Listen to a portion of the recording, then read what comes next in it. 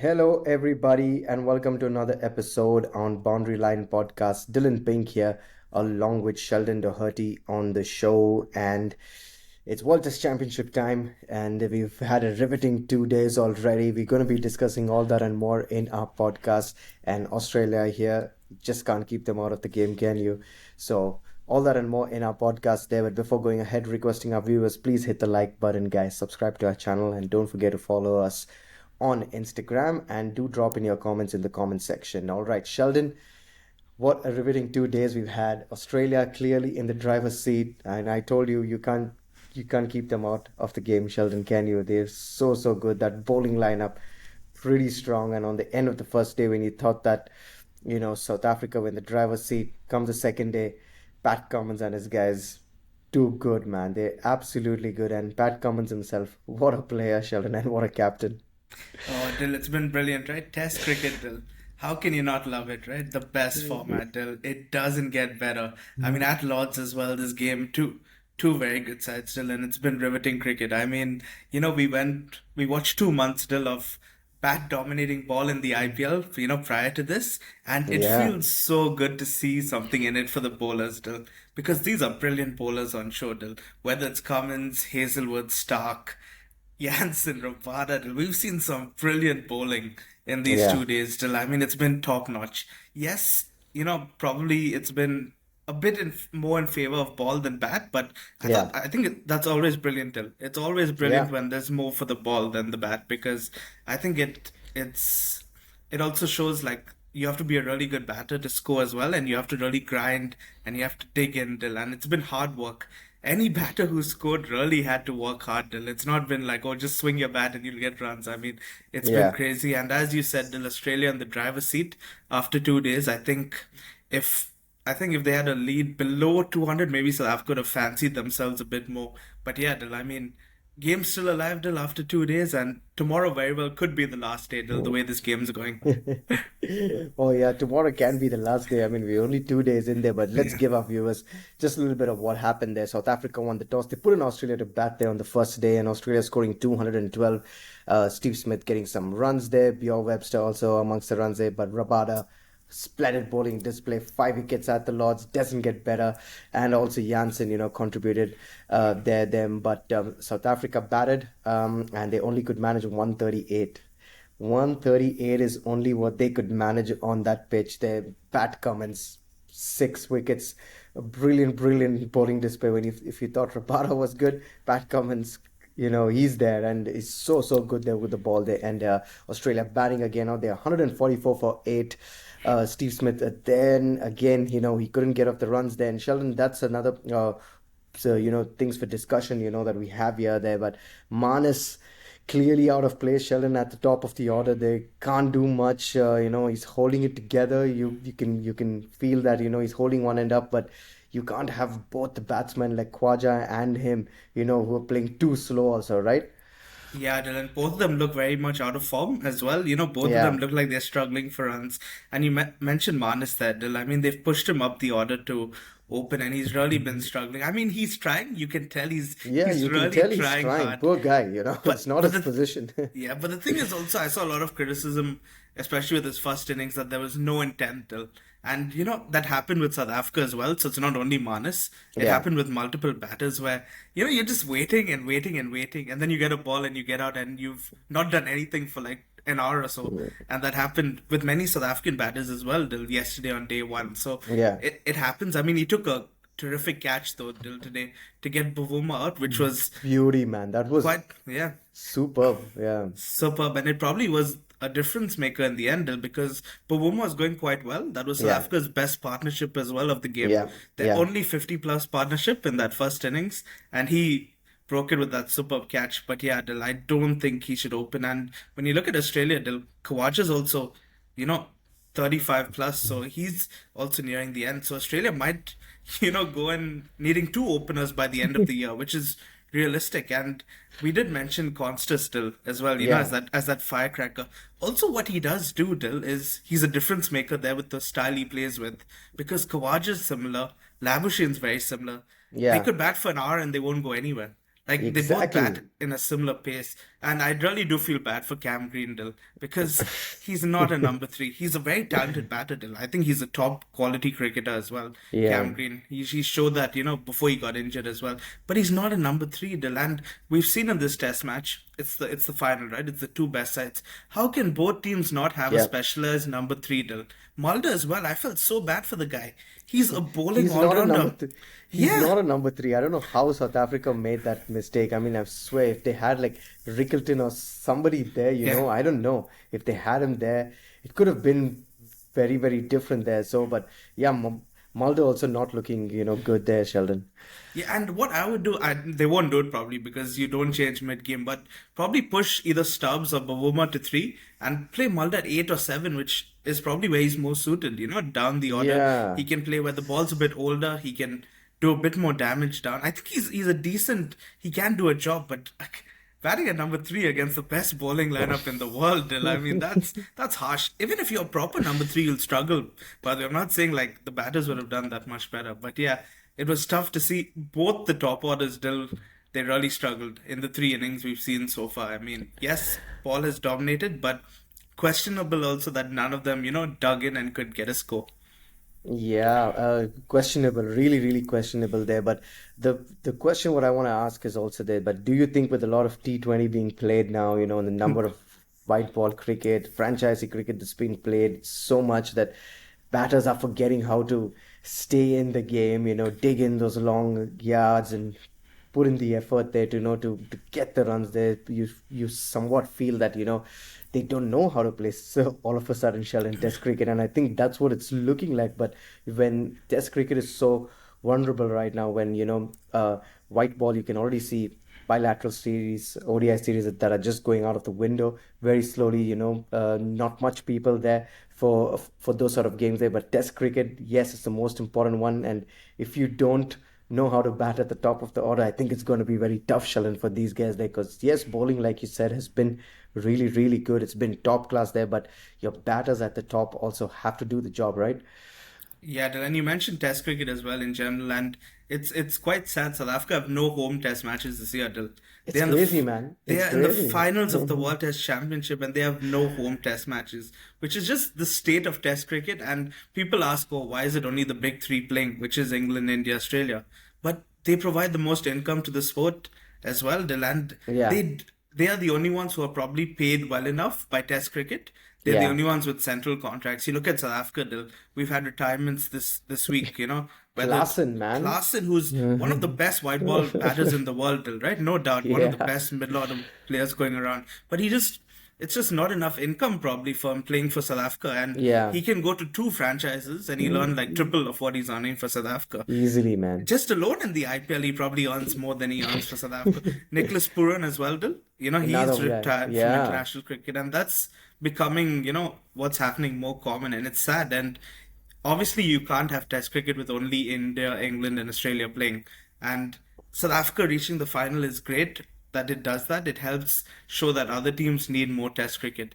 But you also saw, Dil, in this Test match, I feel so far, is that South Africa look like they haven't played enough Test cricket because Australia have not been at their best. Australia have been far from their best. And they're still already looking Yeah, good. and they still are probably going to win this match just because they have those guys who can play those innings. You look at Smith, Yeah. Steve Smith. Sure, I man. mean, Yeah. what a player! In that first innings, he just looked a class above any batter. Dil. I know Webster scored as well. I thought brilliant Yeah. knock, but Steve Smith just looked. And what I loved about Smith Dil is the tempo. Yeah. That he had. He was not only looking to survive. If there was a bad ball, he put it away. And I thought no other batter showed that. Exactly, In man. No this one test, else. Yeah. no tempo to play, and Smith just showed his class. Webster also, I mean, Dill, that non-review in the first innings, it cost South Africa big time. Dude, I was like really hitting myself. Like, how could you not review that? Yeah, Game's on the Plum. line there. Plum Dadu right in front there. Bahuma, I'm like, man, come on, Yeah, take the review, come on, because it was clearly out, Sheldon, and that was a missed opportunity. When we got to see, is that going to haunt them yeah, again? Because that's going to be a crucial missed moment there. Because Bjorn Webster, we all know he went on to score, a half century there. But yeah. if they had to get him out, Sheldon, that if they had to take the review, it would have been completely different there. But coming to that partnership between Webster and Smith, I thought that was a really, really important partnership there, really key partnership in the game, Sheldon. Do you think that's going to be the difference? Yeah, and I think that will be the difference in the end because that was the only 100 plus partnership in the game as Yeah, well.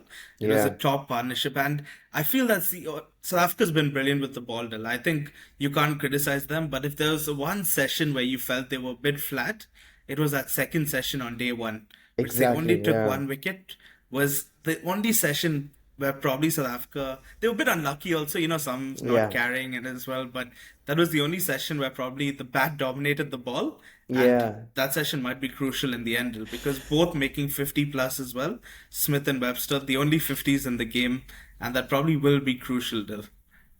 Yeah, that's going to be really, really important there because both of them scored really well there. And now on day two, Alex Carey also playing an important knock there, getting out very close to a 50. He didn't get it there, but in the end, that could also be a match-winning knock there because they were Yeah. 57 for 5, I think, then 66 for 6, 73 for 7, and Yeah. Alex Carey's still there, and that one wicket of his could have easily like changed the game completely, and South Africa would have ended up chasing something very, very less there. But how important is that not going to be, Sheldon, from Alex Carey also? Because I think he played really well and he played fast also, which was important. Yeah, Dylan, that really just sums up Australia as a team that there'll always be a guy who steps up, Dylan, no matter what. I mean, Carey, Dylan, he's so underrated as well. So many times he comes in, he plays a crucial knock. Even in the last World Test Championship, he had two fifties in that Yep. final as well, Dylan, which no one talks about, obviously, because it was not 100. But Carey scores so many important runs. There was a match against New Zealand as well, where he hit a Yeah. 90 chasing, and he's just so underrated. He was having a bit of an off game before that in the first innings, a questionable reverse sweep till. I mean, if it comes off, it's a great shot. If it doesn't, it's a horrendous shot, right? Well, that's how cricket Seriously. works. Yeah. I mean, he dropped a sitter as well of Mulder on day one, but yeah, today Carey was brilliant. Till could easily be the difference as well. Till from a 160 lead to a 220, 230, maybe even 250 lead is a big difference. Till. Yeah, and that was what I was going to ask next. There with that lead, you think South Africa they could have had a little more runs on the board, maybe 160, 170 Yeah. would have been a little different. I know, like 138 all out, it's not ideal when South Africa, I mean, when Australia have just scored 220 odd, they're 210 odd, right, to be honest there. But you think, Sheldon, that's going to come and haunt them back if this test, if Australia going to win this test match? Because that lead was pretty too much, I think, in the end, right? Yeah, and especially on this pitch where it's a small, it's low score versus low score. A lead of that much was probably too much when you look at it, and Yeah, and yeah, that's what South Africa will be looking at. But I feel South Africa have done all right. Dylan. I think they've competed. They've done as well as probably they could. yeah, Obviously they've been a bit outclassed as well with Cummins. I mean, Cummins that spell was just brilliant. Till and there's no yeah. let off in that Australian attack. Till you open with Hazelwood and Stark, and then first change is Cummins. I Comments, mean, yeah. that's just crazy. And if it spins, you have Nathan Lyon as well. Till I mean, that's just Good luck. an insane attack. And to be fair to South Africa, Till on day one they tried to just survive. They Yeah. tried, and they still ended up 40 for 4. And it's just, there were some good deliveries as well, which you can't do much about. And South Africa, I think, were caught in the middle of what to do. They were unsure whether to stick or twist, To it, defend yeah, or attack. I thought today in the morning session, the tempo was a bit better. I thought yeah. Bavuma and Bedingham had a good partnership until that ripper from Labuschagne. And I think after that, obviously, a collapse. And that can happen on a pitch which does a bit. But yeah, South Africa will be ruling. They could have maybe been chasing less, could have done a bit more in the first innings. But I think if you gave South Africa this position till at the start of the game, they'd have taken it. To say you're chasing 230 odd, 240 odd to win the World Test Championship, I mean, you're not going to get another chance. They have to tomorrow go for it till. I think if South Africa come out and try to sit, they They're they gonna won't. go. Yeah. They have to think, oh, this is ODI, we're going to go for it. Because if you just defend, Cummins, Stark, Hazelwood are going to get you out. They're going to walk True. you over and they're going to get you out. They tried that in the first innings and they got bubbled out. So I think they got to go for it. And Yeah. the only way they're going to win is if they put pressure back on Australia. If you just let them bowl, Australia will bowl you to the ground. So I think they have to come out and try to attack, and maybe then there's slight chance for them. Yeah, they first got to come out and take those two Yeah, two quick wickets. Yeah. wickets. Australia leading now by 218, so two quick wickets. If you add another 10, 15 runs there, you're probably chasing around 225, 30 odd, around that score, 10 runs at least. They should get them out soon and then come out at bat. And you're absolutely right, Sheldon. I'm with you on this. If you're coming out, you've got to show intent. You've got to be positive, and that's the only way. Because if you're not going to score, you're just going to be like a duck waiting to be shot Yeah, by yeah. Cummin, Stark, and Hazelwood there. Because man, these guys with the impeccable line and length, and you've seen that in the first innings. Also, Sheldon Stark. First over, how often does he do that, man, Yeah. Sheldon? First over of a test match or ODI or T20, how often does he get there, in that first spell also, right? Yeah, Dylan, people forget Stark's 35 years old, Dylan, and he's still bowling, at a top speed, and he gets that swing as well. And Stark's just Beautiful swing, he's just yeah. a top bowler, Dylan. And with the new ball, he's as good as anyone. I think he's bowling as well as he has as well, Dylan. I think Yeah. the pace is up, he looks up for it, and with that new ball, he's so deadly, Dylan. You almost need luck to survive. I thought Markram a bit unlucky also because it hit it bat, then pad, then went onto the Yeah, that was stumps. unlucky for Markram, I Unlucky. thought. Yeah. Yeah, but Stark was just so good. And he got Rickleton as well. And that kind of Brilliant, broke the man. back early on for South Africa. Two Yeah. important players, I think, because Rickleton and Markram can, kick on and make big runs and play fast as well. They both Yeah. can play quick. So I think those two are very key for South Africa, Dil. Yeah, they're going to be key, I think, both of them. And of course, even the captain also, Yeah. Demba Bavuma. I think if he holds it together and forms a big partnership once again with either one of them or, one of the lower order guys, I think South Africa can go on and win this there. But will this test match get over tomorrow, Sheldon, or are you going to see it get over early on the fourth morning? Is it going to be pushed over, you think? Dil, imagine it ends tomorrow, right? With South Africa needing like 40 runs or 50 runs with 2 wickets in hand, and then they go to stumps. I Please mean, don't, bro. I I cannot. mean, I've already had a very intense IPL, and yeah. my heart rate was going up and down every time. I can't take it. Again, if this is for test match, it's going to be like really, really riveting. But yeah, as a neutral though, Dil, you'd love to see that though, right? It going right down close, coming to the last wicket, still both teams in it. I mean, Test cricket is just brilliant, Dil, because it can keep changing, Dil. South Yeah, Africa could win. I mean, we've seen teams chase 230, and that yeah, would be a fantastic story. But Australia, Dil, they're just so good, Dil.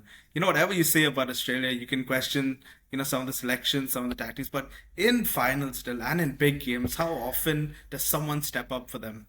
it's Someone insane, just man. just steps up, and that is showed again. Tomorrow, maybe someone else will step up for them. And yeah, the key is South Africa still have to take those 2 wickets still, Yeah. because every run hurts them now. That's every run they have to chase against that Australian attack as well. So it's going to be key. They'll want to wrap it up soon and then get to batting tomorrow.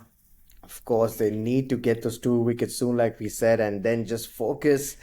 Someone form a big partnership and get them over the line this time. Because Sheldon, anything can happen. I think Yeah, South Africa can still win this if they don't make the mistakes that they've done in the first innings. I'm pretty sure they can chase it down. They just have to be cautious against that first the new ball when those guys are bowling with it, because it's absolutely brilliant there. But it's been an interesting day, guys. It's really, really Test cricket is back, and we're so happy, to finally see some good cricketing action. That's been happening. We've had a lot of series and white ball series that's been like going on all this time, but Test cricket is truly the best, and you can see both these two teams here, with good guys at the top of the order, but the bowling is what is going to be the key there. And you can already see both sides. Lungi and Giri also, earlier today, Sheldon, brilliant with the ball again, yeah. and Rabada, you got Cummins, you got Stark, Hazelwood. It's just brilliant to see both these sides going against each other. And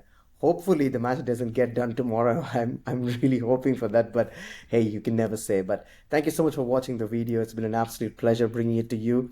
Do stay tuned for much more, and we'll bring you all the cricketing action on Boundary Line Podcast. Don't forget to leave your comments in the comment section, and we'll see you soon in the next video. Bye.